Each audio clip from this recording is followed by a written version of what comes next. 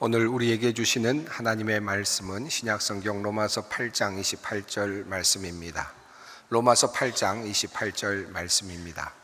이 계시의 말씀을 봉독할 때 다 함께 살아계신 하나님의 음성을 들으실 수 있기를 바랍니다. 우리가 알거니와 하나님을 사랑하는 자 곧 그의 뜻대로 부르심을 입은 자들에게는 모든 것이 합력하여 선을 이루느니라. 아멘. 2025년 마지막 주일을 맞이하였습니다. 여러분의 마음은 어떠십니까? 괜찮으십니까? 국가적으로도 참으로 어려운 일들이 참 많이 있었고요. 아마도 개인적으로도 많은 일들이 있으셨을 것입니다. 어떤 분에게는 아마 인생에서 너무나도 큰 타격이 왔던 그런 한 해였을 수도 있겠고요. 또 어떤 분에게는 이보다도 더 좋을 수 없는 엄청난 축복과도 같은 그런 일이 일어난 그런 한 해일 수도 있겠습니다. 한 해를 마무리하는 이 시점에 여러분의 현재는 어떠하십니까? 종종 말씀드립니다마는 저는 목사로서 성도님들을 생각할 때마다 늘 연민의 마음이 있습니다. 성도님들 중에 좋은 소식을 전해주시는 분들도 참 많이 있습니다만 항상 저에게는 성도님들의 안 좋은 소식들이 제 마음속에 더 오래 남아 있습니다. 그러다 보니까 제 마음이 기쁠 때보다는 힘들 때가 더 많습니다. 갑자기 어떤 분이 큰 병에 걸렸다는 소식을 전해주셨을 때 저의 마음이 주저앉습니다. 사업이 어려워서 다급하게 전화를 주셨을 때 그날부터 저의 마음은 함께 그분과 함께 있는 것 같은 느낌을 받곤 합니다.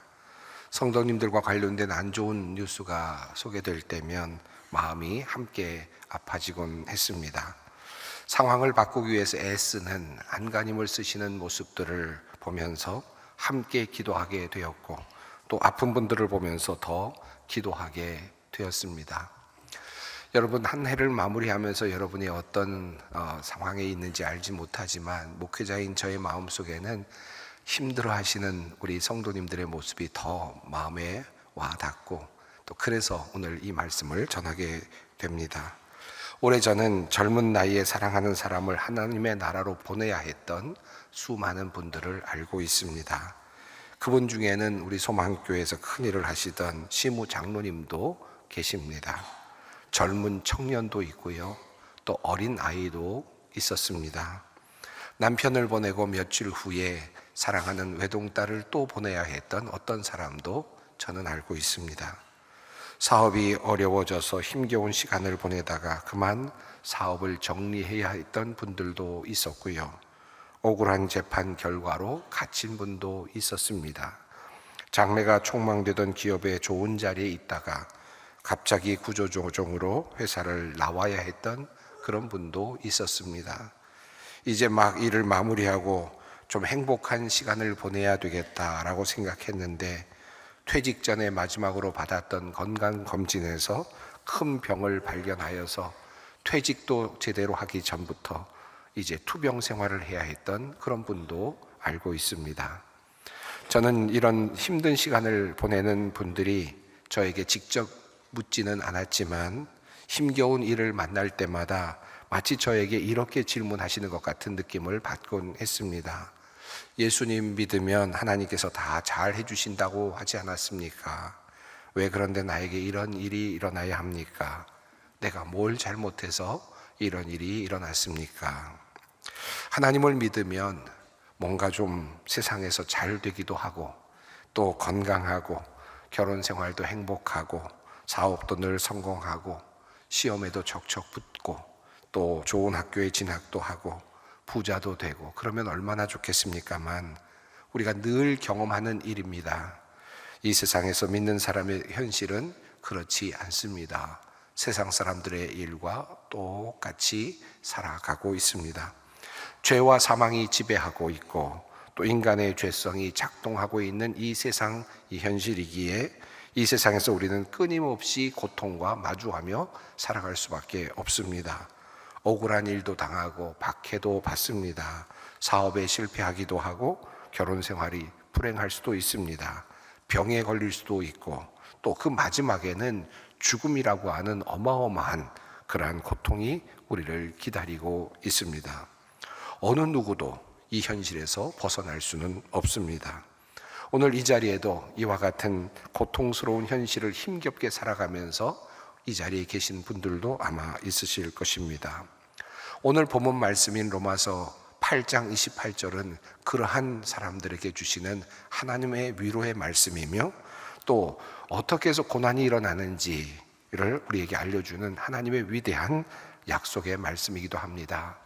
우리가 알거니와 하나님을 사랑하는 자 곧 그의 뜻대로 부르심을 입은 자들에게는 모든 것이 합력하여 선을 이루느니라.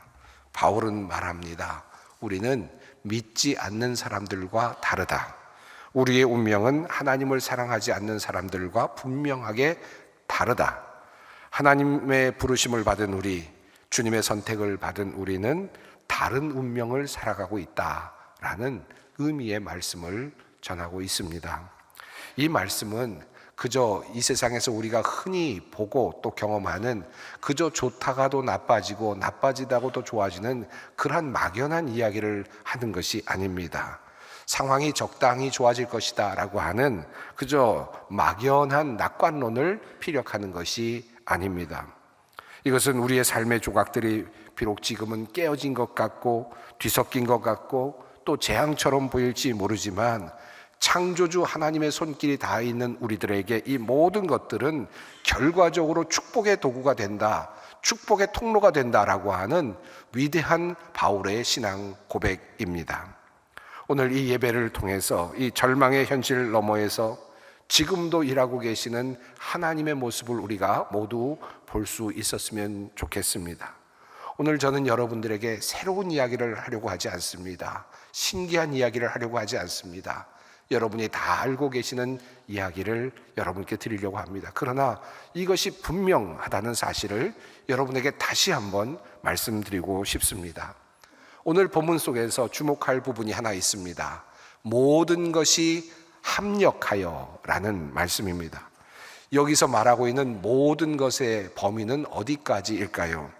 우리가 잘한 것, 성공한 것, 장점들 또는 귀하게 우리가 할 수 있었던 헌신들, 이런 모든 것들을 포함하는 말들일까요? 그런데 여기서는 이 모든 것은 그것을 넘어서는 의미가 있습니다. 여기서 말하는 모든 것은 우리의 단점 또는 우리의 실패, 우리의 뼈저린 그런 실패들과 가난과 같은 것들, 또는 예기치 못한 그런 사고와 같은 것들, 심지어는 나의 실수, 사회적인 어떤 정황과 혼란까지도 모두 포함하는 그런 내용입니다. 여기에 모든 것이 다 포함된다라고 말할 수 있습니다. 그러면 어떤 분은 이렇게 말할지 모릅니다. 그럼 나의 죄까지도 하나님께서 사용하신다는 말씀입니까? 나의 실패, 죄악까지도 사용하신다는 말씀입니까? 성경을 보면 그런 내용이 나오죠. 다윗이 죄를 지었을 때입니다. 밧세바, 우리아의 아내를 취하고 그리고 우리아를 죽였습니다. 간음하고 살해하는 그런 큰 죄를 지었습니다. 그리고 그는 마침내 하나님 앞에 나오죠. 그리고 결국은 회개합니다. 철저한 회개를 했습니다. 그리고 그 아이, 임신한 아이를 하나님께서는 데려가셨지만 그 다음에 아이가 태어났을 때 그 아이의 이름은 솔로몬이 됩니다. 다윗의 죄악의 길 속에서 하나님께서는 또 다른 일을 하셨고 하나님의 놀라운 역사를 이루어 가셨음을 성경은 우리에게 알려줍니다. 이런저런 이야기들을 찾다 보니까 1919년 타임지에 실린 한 사건, 한 이야기를 읽을 수가 있었습니다. 실화입니다. 1910년대 미국 엘라바마주의 엔터프라이즈라고 하는 지역에서 있었던 일입니다.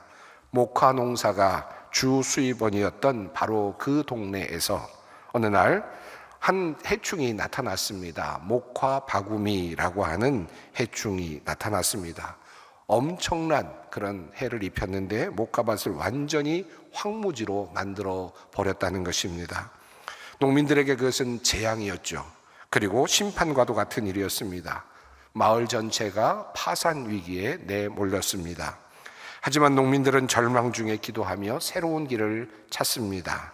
목화를 포기하고 대신 땅콩을 재배하기로 결정합니다. 그런데 놀라운 일이 일어났습니다. 땅콩 농사가 목화 농사보다 훨씬 더 많은 수익을 창출하였던 것입니다. 또 땅콩을 사료로 쓰면서 축산업까지 함께 발전할 수 있었다는 것입니다. 나중에 농민들은 이렇게 고백합니다. 목화 바구미가 우리를 멸망시킨 것이 아니라 우리를 더 풍요로운 길로 인도하시는 하나님의 도구였다라고 그렇게 고백합니다. 그리고는 이것을 기념하기 위해서 마을 광장에 목화 바구미 동상을 만들어 세웠습니다. 혹시 여러분 이 알라바마주의 엔터프라이즈를 방문하신 분이 계시면 저 동상 앞에서 사진을 찍어서 저에게 보내주시면 저도 잘 기억하도록 하겠습니다. 사랑하는 성도 여러분, 여러분의 삶에 혹시 이 목화 바구미 같은 것이 찾아오지는 않았는지 모르겠습니다. 한 해 동안 모든 것을 다 갉아먹어버린, 모든 것을 다 망가뜨려버린 그런 목화 바구미가 여러분에게 오지는 않았는지 모르겠습니다. 절망스럽죠. 황당합니다. 모든 것을 다 잃어버렸으니 얼마나 힘이 드시겠습니까? 그러나 이 이야기를 생각하면서 한번 힘을 얻으셨으면 좋겠습니다. 그것이 어쩌면 또 다른 땅콩 농장을 만드는 새로운 출발이 될 수도 있지 않겠습니까? 새로운 출발을 위한 첫걸음이 될 수도 있지 않겠느냐는 말씀입니다. 다 이해하지는 못할지라도 우리보다 더 크신 분이 우리의 인생을 이끌어가고 계신다라고 하는 믿음이 필요합니다. 그래서 이 어려운 시간을 희망으로 바꿀 것이 필요하겠습니다. 자, 그렇다면 하나님은 우리의 고통스러운 상황을 포함한 이 모든 것, 우리의 실수, 심지어는 우리의 죄악까지 포함한 이 모든 것을 가지고 무엇을 만들고자 하시는 것일까요? 어떤 일을 하시고자 하시는 겁니까? 우리를 어디로 이끌고자 하시는 것입니까? 다시 이 말씀을 주목해 봅니다. 선을 이루느니라. 하나님께서 이루고자 하시는 그 목적지는 선이라고 바울 사도는 이렇게 고백하고 있습니다. 무엇인가가 서로 엉켜있고 연관되고 영향을 주고받으면서 궁극적으로 하나님께서 우리의 삶을 이끌어 가시는 그 목적지는, 목표 지점은 바로 하나님의 선이라고 성경은 말씀하고 있습니다. 도대체 이 하나님이 이루고자 하시는 이 선이 무엇일까? 이것을 해석할 필요가 있겠습니다. 많은 이들이 이 부분을 이렇게 우선적으로 생각하죠. 내가 만약에 재산을 다 잃었다 생각하면 하나님의 선은 이 재산을 다시 회복하고 복구하는 것으로 하나님의 선을 이해하는 경향이 있습니다. 내가 만약에 병이 들었다고 하면 하나님께서 나의 병을 완전히 고쳐주셔서 다시 정상적인 삶으로 돌아오는 것을 하나님의 선으로 그렇게 이해하고 바라는 경우들이 있습니다. 물론 그런 일들이 일어납니다. 하나님은 그런 선물을 우리에게 주시기도 합니다. 하나님께서는 때로 그런 은혜를 베풀어 주시기도 합니다. 그런 일이 일어나는 것은 결코 이상한 일이 아니죠. 하지만 하나님의 선은 이것을 넘어서는 차원의 것입니다. 병들었던 사람이 병에서 낫는 것, 재산을 잃었던 사람이 재산을 회복하는 것, 이런 것을 넘어서는, 이 세상성을 넘어서는 또 다른 차원이 있습니다. 오늘 성경 말씀은 바로 이 하나님의 선을 바로 다음 절인 29절에서 이렇게 알려주고 있습니다. 하나님이 미리 아신 자들을 또한 그 아들의 형상을 본받게 하기 위하여 미리 정하셨으니 이는 그로 많은 형제 중에서 맏아들이 되게 하려 하심이니라. 하나님께서 우리 인생을 통하여 이루고 싶어 하시는 것이 무엇일까? 그 하나님께서 원하시는 최고의 선은 우리가 예수 그리스도의 형상을 닮아가는 것입니다. 우리의 성품이 깎이고, 그리고 교만이 무너지고, 그리고 겸손과 온유가 또 나타나고, 그렇게 해서 하나님 보시기에 아름다운 모습으로 그리스도의 성품으로 태어나는 것, 이것이 바로 하나님께서 원하시는, 우리를 끌고 가시고자 하는 목적지요 하나님의 선입니다. 하나님은 우리로 하여금 다시 재물을 주실 수도 있고, 다시 사랑을 회복시켜 주실 수도 있고, 다시 건강을 주실 수도 있죠. 다시 힘을 주실 수도 있습니다. 그러나 아닐 수도 있습니다. 때로는 죽이실 수도 있습니다. 때로는 살리실 수도 있습니다. 그러나 하나님은 이 모든 과정을 통하여 우리를 하나님 형상이 닮은 존재로 만들어 가시기를 원하신다는 것입니다. 이것이 바로 하나님께서 말씀하시는 선입니다. 우리 성도님들의 일생은 바로 이 주님 닮은 모습으로 닮아가는 순례의 과정이라고 믿습니다. 저는 종종 생각합니다. 상상합니다. 내가 죽음에 이르는 순간을 생각해 볼 때가 있습니다. 나는 어떤 모습으로 죽어갈까? 어떤 모습으로 죽을 때 나는 어떤 생각을 하며 어떤 마음으로 주님의 품에 안길 수 있을까? 그런 생각을 해보곤 합니다. 죽음이라고 하는 관문을 반드시 넘어야만 우리는 영생이라는 곳에 들어갈 수 있으니, 또한 인생의 모든 인간들은, 살아가는 인간들은 모두 죽음을 경험할 수밖에 없으니 저에게도 죽음이 있죠. 여러분 모두에게도 죽음이 있겠죠. 그때 나는 어떤 모습으로 죽음을 맞이하게 될까를 상상해 봅니다. 그러면서 제 마음속에 이런 생각을 합니다. 내가 죽는 순간 적어도 예수 그리스도의 성품을 많이 닮은 상태로 주님 앞에 나갈 수 있었으면 좋겠다라는 생각을 합니다. 이 세상의 모든 것들을 다 놓고 떠나도 아쉬움 하나도 없고 만족한, 불만이 없는, 후회가 없는 충분히 평화로운 그런 모습으로 그렇게 주님의 품에 안길 수 있었으면 좋겠다라고 하는 그런 마음을 갖곤 합니다. 이것이 저의 기도이기도 합니다. 사랑하는 성도 여러분, 여러분도 아마 그런 마음 아니겠습니까? 내가 가지고 갈 수 있는 것이 뭐가 있겠습니까? 내가 끌고 갈 수 있는 것이 무엇이 있겠습니까? 온전히 하나님 앞에 안길 때 우리에게 필요한 것은 하나님의 마음에 흡족한 그런 성품, 그리스도를 닮은 성품 아니겠습니까? 조금 더 나아가 보십시다. 우리가 알거니와 하나님을 사랑하는 자, 곧 그의 뜻대로 부르심을 입은 자들에게는 모든 것이 합력하여 선을 이루느니라. 이 말씀은 분명 우리에게 큰 힘이 되고 위로가 되는 말씀입니다. 하지만 우리가 고난의 한복판에 서 있을 때 이 말씀을 붙잡으려 하지만 실은 이 말씀을 잘 붙잡혀지지 않을 때가 있습니다. 이해는 되죠. 그러나 우리의 마음이 그것을 온전히 받아들이고 그래서 평안을 누리지 못할 때가 참 많습니다. 왜 그럴까요? 그것은 바로 우리가 연약하기 때문입니다. 우리의 마음은 주님의 말씀을 붙잡고 있을 때조차도 흔들리곤 하기 때문입니다. 종종 어려운 문제를 들고 주님께 나와 기도하는 분들을 볼 때가 있습니다. 새벽 기도회의 자리가 특별히 그렇습니다. 이른 새벽에 일어나서 간절한 마음으로 문제를 해결하고자 의지를 가지고 주님의 도우심을 받으려고 일찍부터 나와서 기도의 자리에서 기도하시는 분들을 저는 어렵지 않게 보곤 합니다. 그런데 그런 분들을 볼 때마다 저도 그분을 알고 그래서 그분의 모습을 보면서 안타까운 마음으로 함께 기도하는데 그냥 앉아있는 분들이 꽤 있습니다. 그냥 멍하게 앉아있는 분들이 있습니다. 무슨 생각을 하는지 마치 총 맞은 사람처럼 정신없이 무슨 말을 해야 할지 모른 채 기도의 자리에 나와 그저 앉아있는 분들을 종종 볼 때가 있습니다. 참 힘들구나 라는 마음으로 그분들을 바라볼 때가 있죠. 무엇을 기도해야 할지 어떻게 기도해야 할지 모르겠다는 막막함이 몰려올 때가 있습니다. 입이 떨어지지 않고 그저 눈물만 나는 그런 때가 있습니다. 주님 도와주십시오라는 이 말조차도 사치처럼 느껴지는 그런 상태가 있습니다. 이런 일이 일어날 때 왜 나는 온전히 기도하지 못할까? 왜 아침부터 나와서 이렇게 그냥 멍하니 앉아만 있다 가는 것인가? 그렇게 자책할 필요는 없습니다. 하나님은 우리의 그 연약함을 너무나도 잘 아시는 분이시기 때문입니다. 그래서 오늘 본문 말씀 26절은 이렇게 말씀합니다. 이와 같이 성령도 우리의 연약함을 도우시나니 우리는 마땅히 기도할 바를 알지 못하나 오직 성령이 말할 수 없는 탄식으로 우리를 위하여 친히 간구하시느니라. 성도 여러분, 이 말씀이 또한 우리의 위로입니다.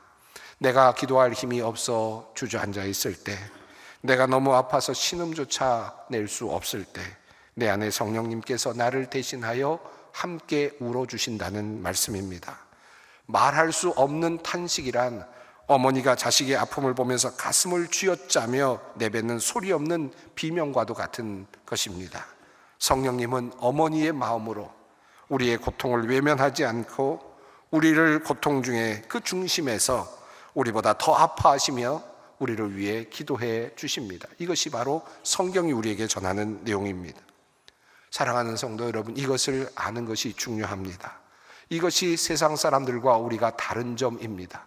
하나님을 사랑하는 자, 그 뜻대로 부르심을 입은 자들이 누릴 수 있는 축복이기도 합니다. 우리 성령께서 우리가 고통스러워 힘들어하는 그 눈물 흘리는 그 자리에 함께 오셔서 기도해 주시고 계신다는 사실을 잊지 마시기 바랍니다.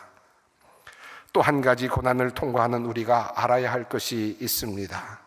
사도 바울은 이렇게 고백합니다. 누가 우리를 그리스도의 사랑에서 끊으리요? 환난이나 곤고나 박해나 기근이나 적신이나 위험이나 칼이랴. 그리고 그는 이렇게 이어서 말합니다. 그러나 이 모든 일에 우리를 사랑하시는 이로 말미암아 우리가 넉넉히 이기느니라. 바울은 고난을 겪고 어려움을 당하는 우리가 그리스도의 사랑을 받고 있는 존재라는 사실을 우리에게 다시 상기시켜 줍니다. 어려움이 있습니다. 고난이 있습니다. 고통스러운 현실을 마주하고 있습니다. 절망의 자리에 있습니다. 그러나 한 가지 분명한 사실이 있습니다. 하나님이 나를 사랑하고 계신다라는 확신입니다. 이것을 붙잡으라는 말씀입니다. 우리를 사랑하시는 분이 있기에 나는 이길 힘이 있다, 그렇게 마음을 다지는 것입니다. 나를 사랑하시는 분이 있기에 그분이 나에게 좋은 것으로 결국은 만들어 주실 것이다. 그분이 전능하신 분이시기에, 전지하신 분이시기에 그분은 실수가 없으실 것이다 라는 믿음을 가지고 그렇게 살아내라는 것입니다. 그러므로 바울은 이렇게 고백합니다.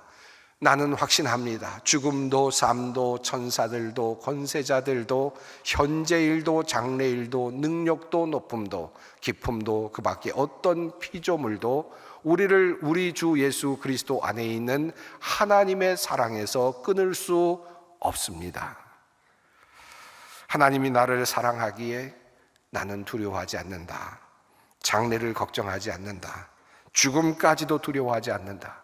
죽이실 수도 있지. 그러나 그래도 나는 하나님의 사랑 가운데 있다.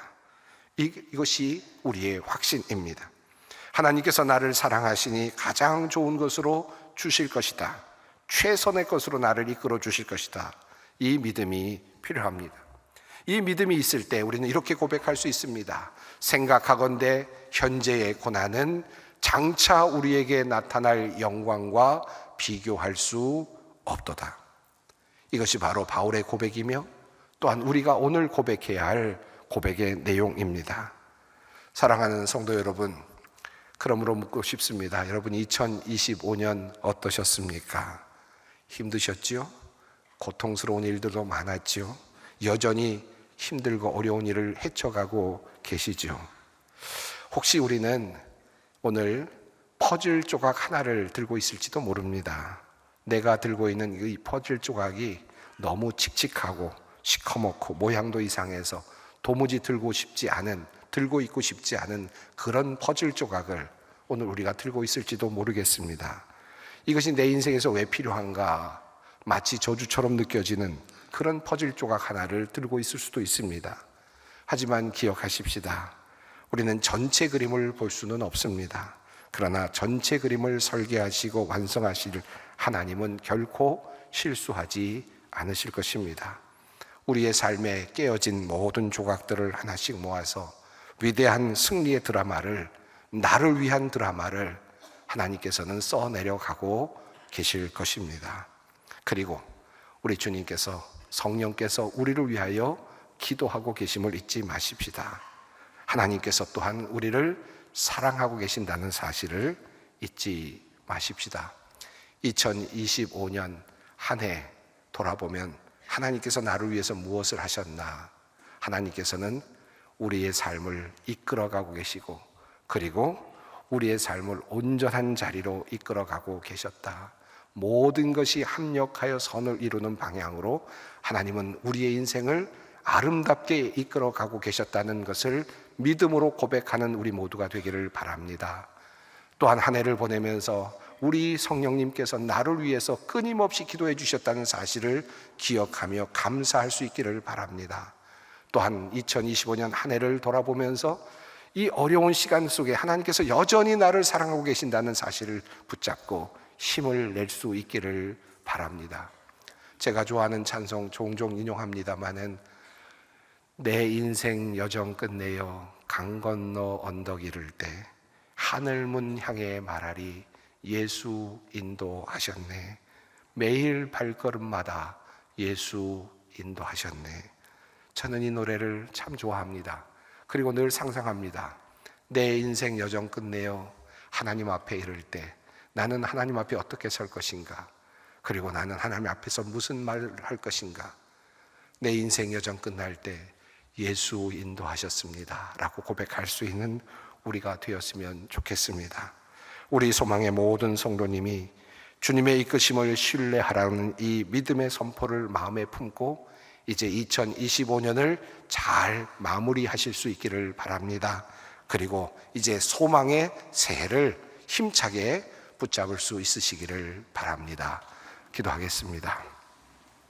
신실하신 하나님, 올 한 해 동안 때로는 광야길에서 때로는 사망의 음침한 골짜기에서 우리를 지켜주셨음을 감사드립니다. 우리는 올 한 해 일어난 일들을 다 이해할 수 없습니다.